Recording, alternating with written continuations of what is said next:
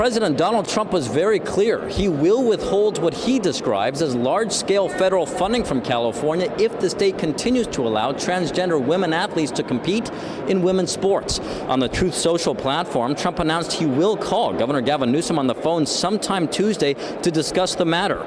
Per Trump, in his words, funding will be held back, maybe permanently, if California does not change course. It comes just a few months after Newsom said on his podcast he feels it is, quote, deeply unfair when transgender athletes, specifically those who have transitioned from male to female, participate in girls' and women's sports. Republicans in the legislature say they agree with Trump, while legislative Democrats say on this matter they plan to fight him. You know, these are kids who just want to play sports. There are very few of them.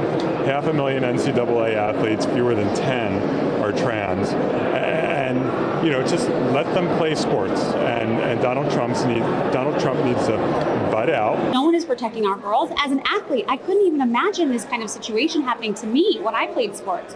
This is unexcusable, and we need to have something done. Governor Newsom needs to pick a side and do something, do the right thing. That's GOP Assemblymember Kate Sanchez of Rancho Santa Margarita. Earlier this year, she authored a bill calling on the state to prohibit those who were assigned male at birth from competing in female sports. But that bill failed. Newsom's office, meantime, referred us to comments he made last month in which he said this entire issue has been, in his words, weaponized by the right. Can't stand those that demean the community and bully the community, talk down and use this to weaponize a political agenda.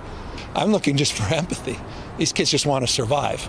Now, all of this comes on the same day the California Interscholastic Federation, or CIF, announced a new pilot rule that will allow transgender athletes to still compete in women's sports.